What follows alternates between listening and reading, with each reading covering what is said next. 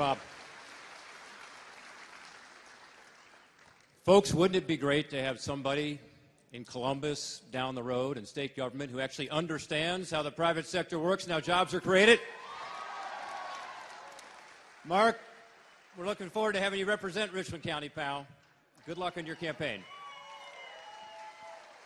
He's going to be terrific. So Mitt Romney and I just landed at Lom Air Force Base, and we had the opportunity to talk to some of the folks there about the 179th and the incredible work that they are doing for our country.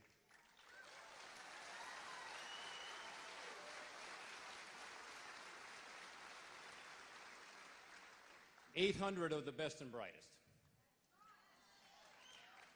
And we got a briefing on the good work they've done in Afghanistan. We had the opportunity to talk a little about the fact that it's an award-winning group of men and women who served our country superbly in Afghanistan. We got an opportunity to see the C-27 out there on the tarmac. Beautiful airplane. One that, by the way, the Army tells me they really appreciate.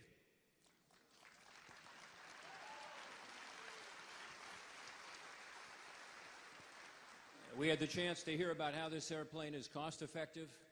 It's good for us as taxpayers to have a military that's efficient and effective. We also heard about the performance benefits of this airplane that I've heard time and time again as I've been out at Lom, but also as I've talked to our military folks in Washington, to people like General Ray Odierno, who's the Army Chief of Staff. Folks, the 179th is doing a terrific job for us. We need to be sure that we're standing with them.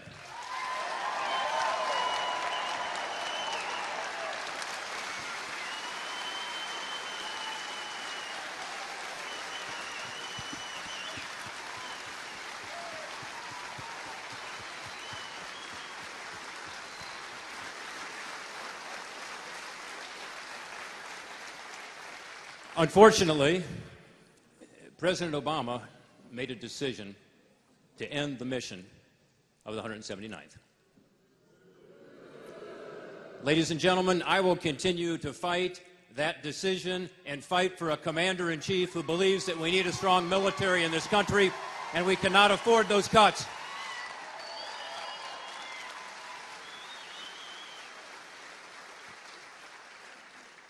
And thank you all for standing with those men and women. I know that they're so appreciative of the community support. It's been unbelievable. Now, I came here a couple years ago to this factory and had the opportunity to visit with some of the guys behind us here. The shop floor looked a little different then, I will tell you. A little more machinery. But we had a chance to have a little town hall meeting. Some of you guys were there.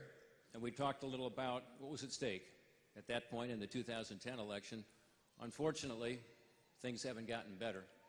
In fact, if you look at the unemployment numbers, you look at the fact that for the last 3 months, manufacturing has actually taken a dip.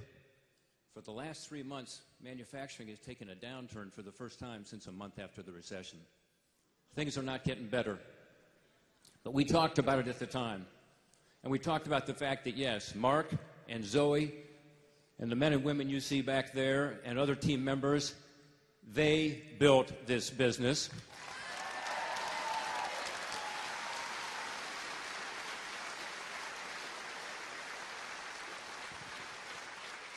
And all they're asking for is a president who understands that and who won't continue to increase their taxes, increase their regulations, increase their costs, and make it harder for them to compete and win. That's all they're asking. I don't think that's too much to ask, do you? Folks, another 4 years of this administration, we're going to see more taxes, more regulations, more costs, making it harder for these guys to keep a job, make it harder for this company to be successful. Do you agree with me we cannot afford another 4 years of Barack Obama?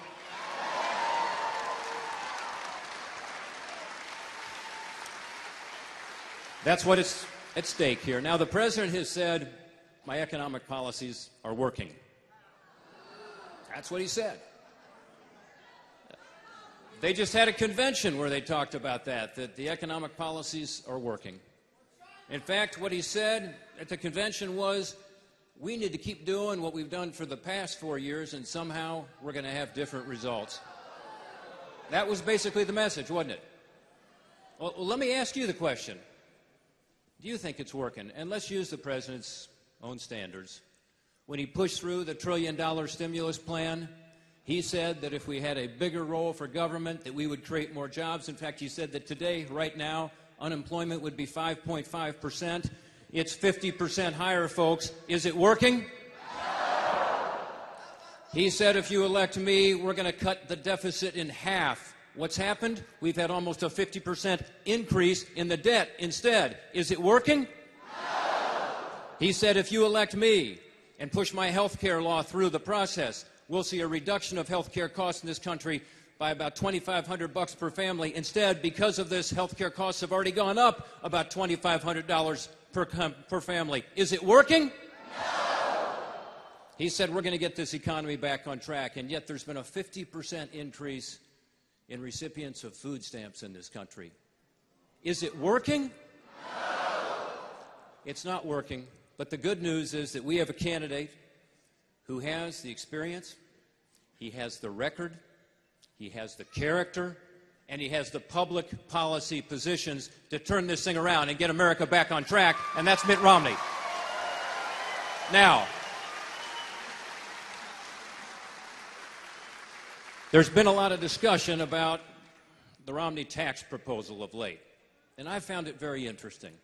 Here you have a president of the United States in the face of these terrible job numbers we heard on Friday, in the face of these economic problems we just talked about, including a downturn in manufacturing, including lower economic growth, who doesn't have any plan to help grow the economy through any tax reform. In fact, his only tax plan is to raise taxes, including on 1 million businesses, just like PR Machine Works. Is that going to help create jobs? Well, Mitt Romney does have a tax plan, folks. He actually has a tax reform plan that's going to help get this economy back on track. Let me tell you about it. Whereas President Obama's plan will result in us losing 700,000 jobs in this country at a time, again, when we've got the worst economic recovery since the Great Depression. 700,000 jobs. Mitt Romney's tax reform plan will help not just simplify a way too complicated tax code, 9 times longer than the Bible and not nearly as interesting, but it will also create 7 million jobs over the next decade. Isn't that what we need? Think about it. President Obama's tax plan, 700,000 jobs lost. Mitt Romney's jobs plan, 7 million new jobs in this country that we badly need. That's the difference right there. Folks, we not only badly need his tax plan, we badly need Governor Romney for a lot of other reasons, including ensuring that our military is the strongest in the world, that we don't make these cuts that the president has proposed and that the sequester entails. We are badly in need of somebody to bring back the American promise and the American dream. Ladies and gentlemen, we need Mitt Romney, and we need him now. Please welcome the next President of the United States, Mitt Romney.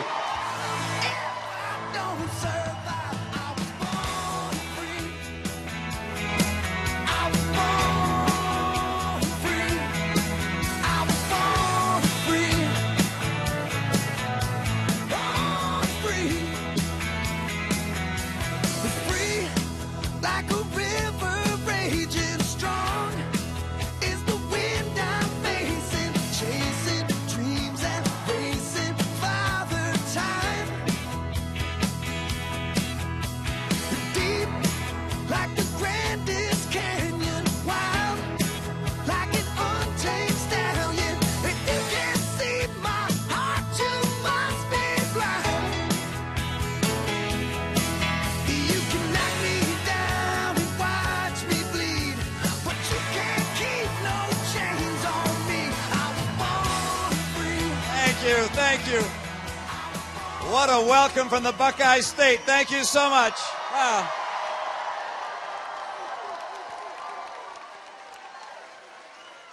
Sure been great listening to Mark and listening to your senator here. You are so lucky to have a terrific senator, Rob Portman, representing your state and fighting for you. Thank you, Rob, for welcoming me. And Mark Romanchuk, he built this place. I'm delighted to be in a place he built and appreciate what he's doing for the people who work here. Now, I heard the strains of a beautiful musical number a moment ago, the strains of the national anthem. Who sang that? Is she here? Right there. Is that you that did that? That was beautiful. Thank you so very much. And I also heard you pledge allegiance to the flag. I remember doing that as a boy. In 4th grade, Mrs. Klaus would line us up in front of the blackboard. Oh, sit down, by the way. If you got a chair, go ahead. I'm not going to make you stand up all day. And she'd line us up in front of the blackboard. We'd stand straight, and she would have us pledge allegiance to the flag of the United States of America. And I honor my promises. One of those promises was the one that I made and the ones that I made in the Pledge of Allegiance. I believe it's important to have a president, and I will be a president if elected, that honors that pledge and all the pledges that I make.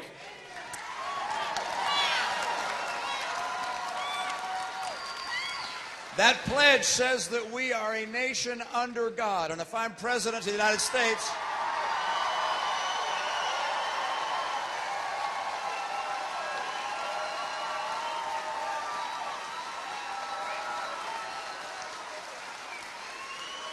when and if I become president of the United States, I will not take God out of my heart, I will not take God out of the public square, and I will not take it out of the platform of my party.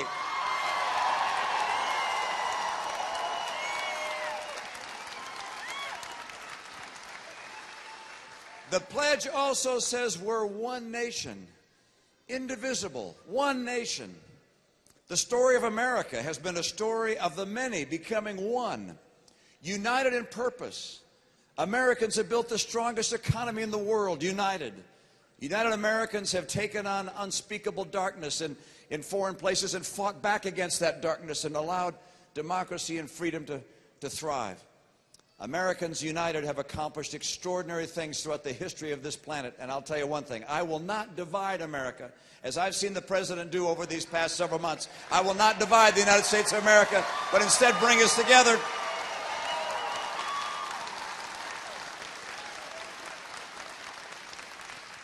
The pledge says, with liberty for all. With liberty for all. Liberty here and liberty around the world is protected in large measure by the strength of the military of the United States of America. I will make sure our military remains second to none, and it's so strong, no one would ever think of testing it.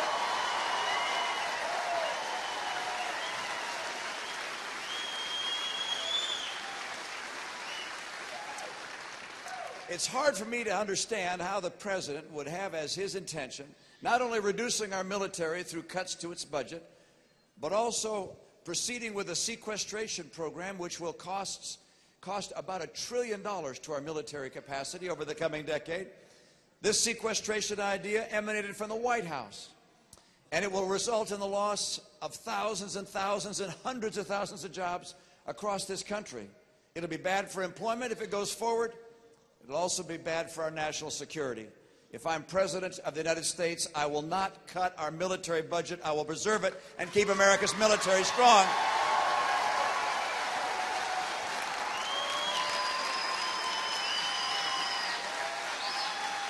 You know, as part of the sequestration law that was ultimately signed, and the president signed it, it requires the president of the United States to specify specifically what cuts he's going to make to the military. I know it's an election year, and so he hasn't been willing to do what the law, even the law he signed, required. He hasn't put out those cuts. He won't describe all the jobs that are going to be lost. No, not probably until after the election. It seems we found one secret related to national security that he's willing to keep. There's another secret he's willing to keep, and that's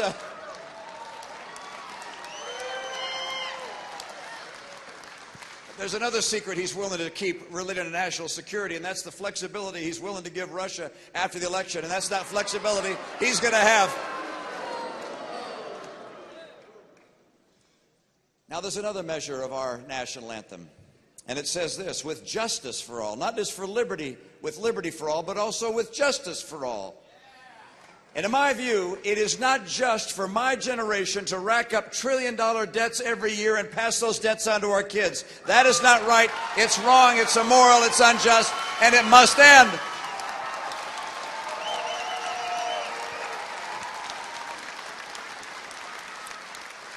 I also don't believe it's just for us as a nation, the most prosperous nation on earth, to recognize that we have amongst us so many people struggling without work and struggling in poverty, when with our prosperity and with the right principles, the principles that built our economy, we could put people back to work. We today have 23 million Americans out of work or stopped looking for work or underemployed. These are real families. These are real people. It breaks your heart to meet these people. I've seen them as I've been at events like this and shaken hands. I was with a miner who said, "Please help me keep my job." I was with a couple in Appleton, Wisconsin, both of them concerned about their future. I was with a woman in Florida who's been out of work for, I think she said 3 years, 2 or 3 years. These are tough times for the American people, and it doesn't have to be this way. We can do better than this.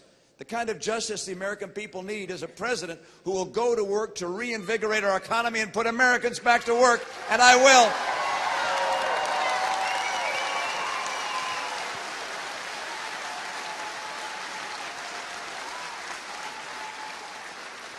You know, I was surprised in the president's speech at the Democrat convention. He didn't mention unemployment.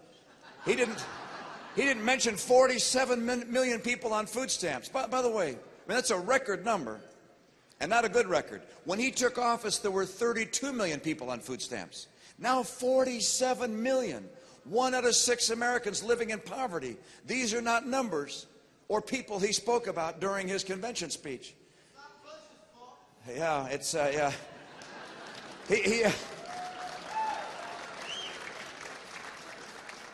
Not only did he not mention these people, he did not mention what he was going to do to help people get back to work. He does not have a plan. His idea is that Obamacare and a stimulus are all we need. I don't want Obamacare, and I don't want another stimulus like the last one.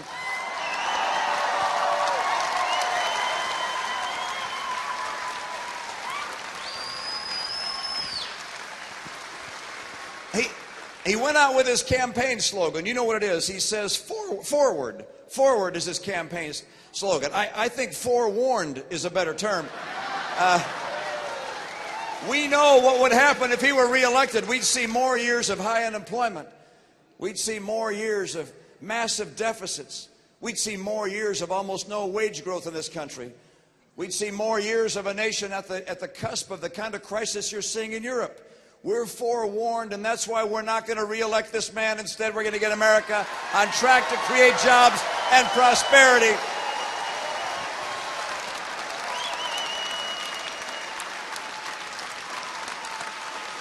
We don't want 4 more years of the last 4 years. And I have a plan to change the direction of America and to get the kind of jobs we need again. 5 parts to my plan. 5 things I'll do. Thank you for asking. Number 1. I'm going to take advantage of our energy resources, our coal, our oil, our gas, our nuclear, our renewables. We're going to take advantage of energy. And you know what that means. It means don't put in place regulations that keep us from using coal. Let us use our coal. We have a lot of it. Let's use it and create jobs with it. Number 2. I'm going to make sure that in using our energy, we take advantage of natural gas. We have extraordinary resources of natural gas. I don't want our regulators to stop us from being able to use that. I also want to be able to drill on public lands. The president has cut drilling on public lands in half. I'll double it. We're going to drill for oil, for gas, get our coal, use our resources.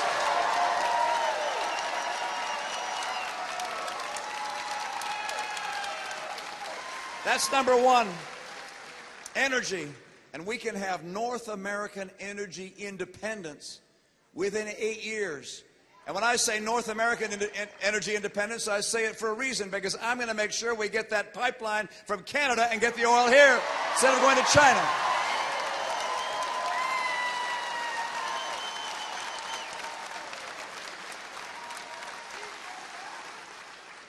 Now there's another step. Number one, of course, energy. Number two relates to trade. I like being able to sell goods around the world. We're a productive nation. And you're seeing, by the way, more manufacturers come back to this country. I was talking to Mark before we came in here, and he said, you know, we're seeing jobs come back here. Major purchasers of manufactured products expect those products to be made here instead of overseas. We can bring manufacturing back. Trade is going to work for America, but we have to crack down on cheaters like China when they steal jobs through unfair trading practices.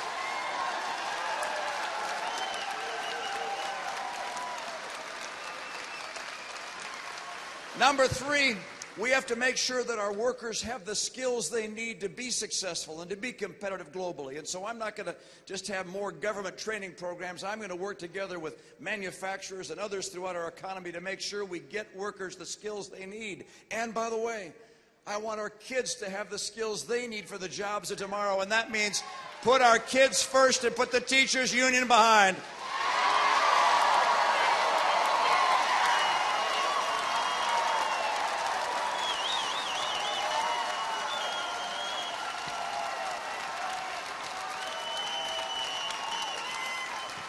Number four, you're not going to see entrepreneurs risk their life savings starting a business, or big companies from overseas coming here and building a big factory unless they're confident we're not going to find ourselves on the road to Greece. Because if we keep on spending $1 trillion more every year than we take in, that's where we're headed. And the people of the world understand that. And this president has not been willing to deal with the budget crisis.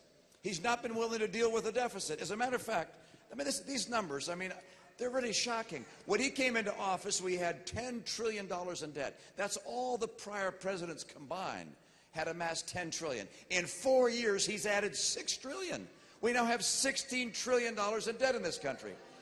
If I become president, I will cut our spending. I will get us on track to a balanced budget. It's the right thing to do for our economy. It's the moral thing to do for our kids.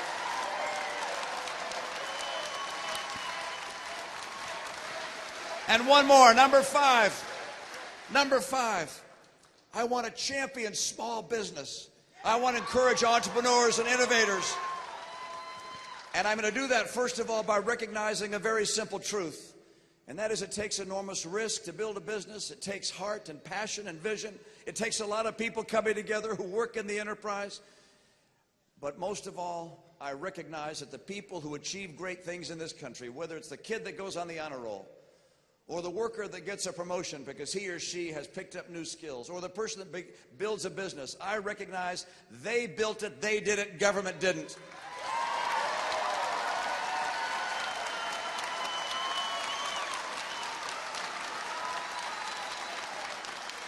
And so we're going to build small business again. We're going to encourage small business in America. 2/3 of the jobs created in our economy are created by small business. President Obama wants to raise taxes on small business. I want to lower taxes on small business. I want regulations to be lower on small business. And I want to get rid of Obamacare because it's killing jobs in small business.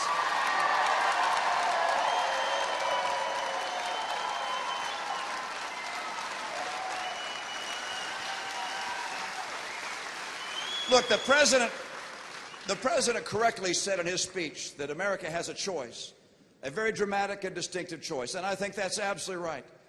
We know what that choice is as it relates to our military. His plan is to cut our military massively, something even our Secretary of Defense, his Secretary of Defense, has said would be devastating. But that's the path he wants to put us on. He wants to raise taxes on small business. That's the path he's put us on. He's increased regulation massively on small business. That's the path he's put us on. He has Obamacare that he will install starting next year, which will tell you a great deal about what kind of health care you can have. That's the path he's put us on. He's cut Medicare. He's cut Medicare by $716 billion to pay for Obamacare. That's the path he's put us on. He wants to fundamentally transform America. I don't want America to become something new. I want America to become something better. I will make it better by restoring the principles that made America the powerful and proud nation that we are.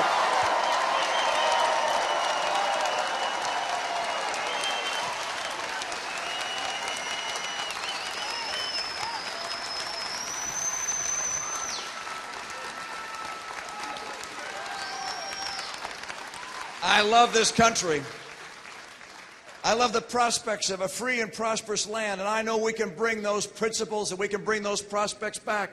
I'm absolutely convinced that that plan I just described to you, those 5 points, we put them into place and this economy is going to come back. We're going to start creating jobs again. You're going to see us have a balanced budget. That's actually within the realm of reality, all right? That's going to happen. We're going to get Americans to work with higher wages again.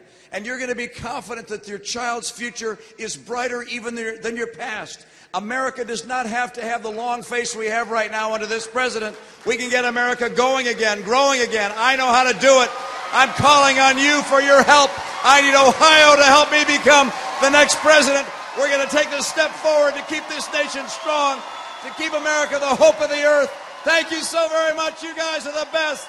Thank you, Ohio. We're going to get it done. Thank you.